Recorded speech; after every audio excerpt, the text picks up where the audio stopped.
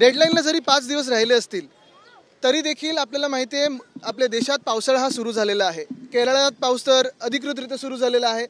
आपल्याकडे गेले पूर्ण आठवडाभर आपण पाहतो, आता देखील बोलत असताना रिमझिम पाऊस आहे. सगळीकडे आपण एकच दृश्य पाहतोय, रस्त्याची कामं पूर्ण झालेली नाही आहेत. जी सेफ स्टेजला आणायला पाहिजेत ती कामं सेफ स्टेजला आणलेली नाही आहेत. नालेसफाईची देखील कामं आम्ही कुठेही राजकारण आणू नये आणि महापालिकेला काम करायची संधी मिळावी म्हणून जास्ती काही व्हिजिट्स केल्या नव्हत्या.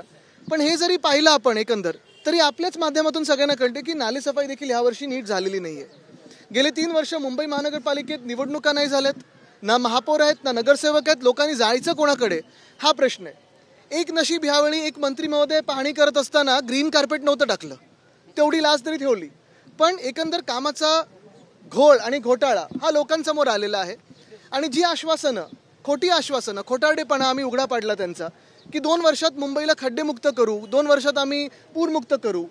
2 वर्षात आपण पाहतोय खड्डे वाढलेले आहेत, खराब रस्ते वाढलेले आहेत आणि रस्त्यांची कामं असतील ती तशीच उघडी पडलेली आहेत. मान्सूनपूर्व पावसातच अनेक ठिकाणी पाणी साचलेलं पाहायला मिळालं. आज सफाई सगळी झालेली आहे, उत्तम नालेसफाई झालेली आहे. मला वाटतं काय आहे की डोळे बंद करून मांजर दूध पिऊ शकते, पण आपण मुंबईकर म्हणून पाहतोय मुंबईची जी परिस्थिती झाली. तसंच आपण पाहिलं असेल पुण्यात देखील परवा जो पाऊस पडला, पहिल्या पावसात कितीतरी पाणी तुंबलेलं.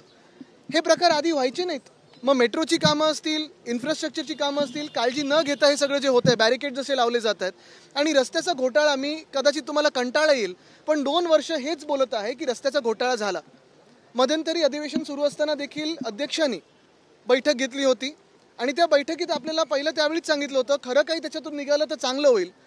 पण जैसे थे ही परिस्थिती आज आहे आणि ह्याला एकच उत्तर राहील, निवडणुका घेऊन ही जी काही कीड, राजकीय कीड महानगरपालिकेला कॉन्ट्रॅक्टर्सची यांनी लावलेली आहे, मिंदेंनी, एशन्सीनी, ती दूर करणं. 2023 पर्यंत 22 पर्यंत खरं तर मुंबई महानगरपालिकेमध्ये नगरसेवक होते, त्यावेळेस 100% जवळपास ही नालेसफाई झाली असल्याची माहिती मिळते. त्यानंतरची 2 वर्ष किमान 64-65% नालेसफाई झाल्याची देखील माहिती. आपल्याला आठवत असेल कोविडचा काळ असताना देखील आणि त्याच्या आधी देखील जेव्हा नगरसेवक होते आणि मुंबई महानगरपालिकेत शिवसेना होती, शिवसेना उद्धव बाळासाहेब ठाकरे होती, तेव्हा 25 वर्ष आम्ही लोकांना उत्तर द्यायला रस्त्यावर असायचो.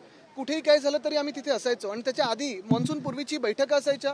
सगळ्या ज्या संघटना आहेत, ज्या काही एजन्सीज आहेत, मग ती रेल्वे असेल कुठची असेल, त्यांना सोबत घेऊन आम्ही काम करायचो आणि जेवढं शक्य आहे जवळपास तेवढं आम्ही पारदर्शकपणे तुम्हाला सगळ्यांना सोबत घेऊन ती कामं पुढे न्यायचो. पण गेल्या 3 वर्षांमध्ये नागरिकांनी जायचं कोणाकडे हा प्रश्न पडलेला आहे. म्हणजे फोडाफोडी चालू आहे, पैसे देतात नगरसेवक, माजी नगरसेवक कोण इकडचं तिकडचं घेण्याचा प्रयत्न करतात, पण लोकांची कामं अजून होत नाहीयेत. मान्सून पूर्व बैठक ही पालकमंत्री पदांनी घेतली पाहिजे, ती अद्याप झालेली नाही. काय काय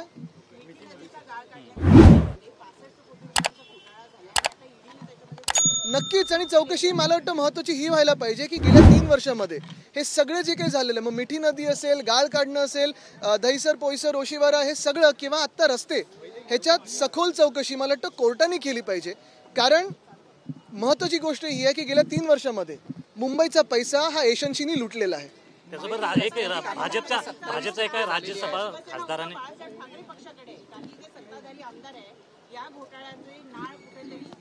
मला वाटतं सत्ताधारी आमदारांनी हे लक्षात घ्यावं की गेले 3 वर्ष कोणाच्या खाली तिथे काम करतात. गेले 3 वर्ष आपण पाहतो जो घोटाळा झालाय, आम्ही सत्तेत होतो का? आणि 25 वर्ष जी भाजप आता आमच्यावर आरोप लावते, मला वाटतं 2002 की 97 पासून 2017 पर्यंत भाजप कोणाच्या सोबत होती? महत्वाची पदं सगळी होती, ज्या कमिटी होते, इम्प्रुव्हमेंट असेल, BST असेल, शिक्षण समिती असेल, ह्याच्यावर भाजपनी बसलेच होते ना. राज्यसभा खासदार आहेत, राज्यसभा खासदारांनी एक वादग्रस्त वक्तव्य केलं. नाही, त्यांना मी उत्तर देत नाही, पण एक निश्चित आहे, आपण पाहताय मुंबईचे रस्ते असतील, मुंबईचे नालेसफाई असेल, एशन्सीनी जो पैसा काढलेला आहे ह्याच्यातून घोटाळा केलेला आहे तो आता दिसायला लागलेला आहे. राज्यसभा खासदार एकाने वादग्रस्त वक्तव्य केलेलं आहे. पहलगाम मध्ये ज्या ठिकाणी हल्ला झाला, पहलगाम मध्ये हल्ला झाला त्यामध्ये भारतीयांचा मृत्यू झाला, त्यांच्या ज्या पत्नी आहेत त्यांनी धाडस दाखवलं नाही आणि विरंगुळा नाही. हा निर्लज्जपणा आपण पाहतोय पहिल्या दिवसापासून सुरू आहे. आपण एक पाहिलं असेल त्या ज्या पत्नी होत्या त्या नेव्ही ऑफिसरच्या, त्यांना कशी शिवी दिली गेली.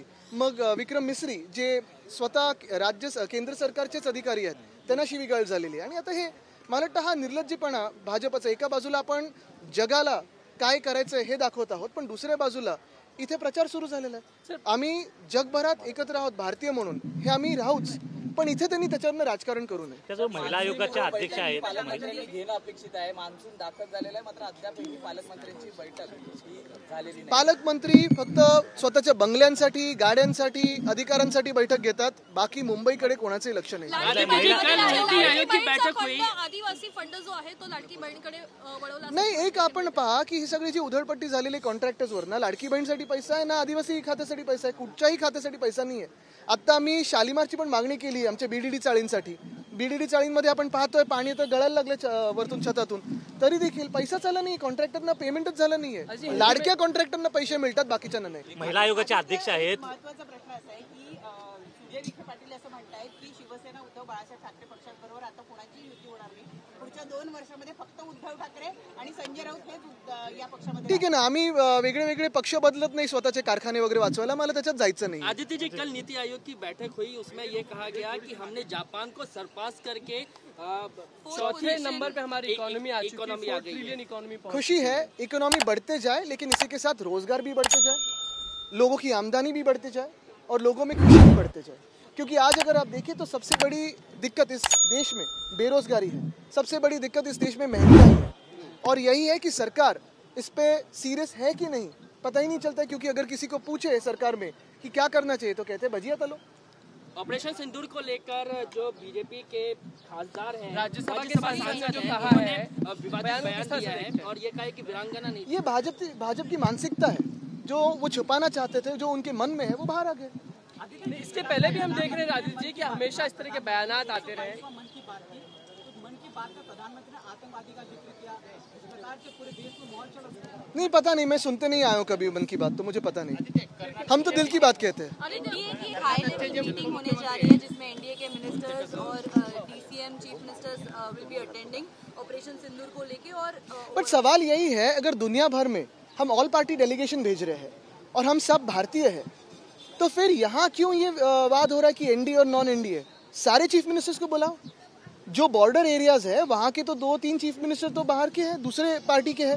क्या दूसरे देश के नहीं है ना? एक ही देश है. तो क्यों इसमें फिर ऐसी डिवीजन हो रही है? एनडीए हो नॉन एनडीए हो, सारे चीफ मिनिस्टर्स को बुलाओ और ब्रीफ कीजिए. और हमारी तो मांग यही है कि पार्लियामेंट का सेशन बुलाइए.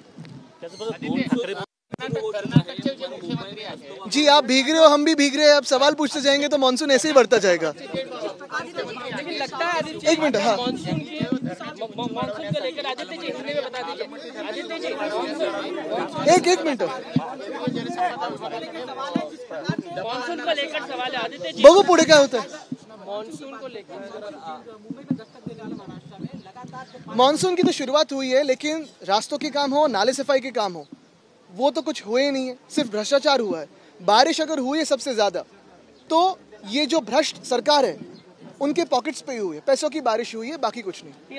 सवाल ये है मन से और शिवसेना के साथ में आने की बात चल रही है. क्या लगती है बातें सचमुच सीरियस? बात एक तरफ से हुई नहीं, दोनों तरफ से बात अगर आप देखें तो सिर्फ प्रेस में हुई है. और हमने यही कहा है कि महाराष्ट्र के हित के हो, समाज के हित के लिए हो, इस देश के हित के लिए हो, अगर कोई भी साफ दिल से साथ में आना चाहता है इस भ्रष्ट सरकार के खिलाफ, जो एंटी महाराष्ट्र है, जो भाजपा एंटी महाराष्ट्र है, जो भाजपा एंटी मुंबई है, उनके खिलाफ कोई आना चाहता है, तो हम खुले दिल से स्वागत करेंगे.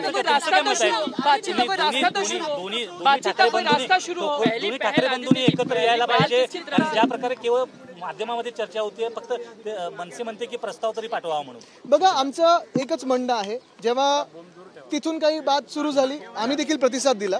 आता महत्वाची गोष्ट ही आहे की कोण मला हे म्हणाले मला माहित नाही, त्यांच्या वरिष्ठांकडून कोणीतरी पुढे यावं. पण महत्वाची गोष्ट हीच आहे की आम्ही जिथे आहोत तिथेच आहोत. आणि एक तुम्हाला सांगतो, ह्या महाराष्ट्राच्या हितासाठी, देशाच्या हितासाठी, समाजाच्या हितासाठी जे महाराष्ट्र द्वेष्टी भाजप आहे त्यांच्या विरुद्ध, भ्रष्ट भाजप आहे किंवा यशस्वी आहे त्यांच्या विरुद्ध कोणी जर एकत्र येत असेल तर आम्ही त्यांचं खुल्या दिलाने स्वागत करू.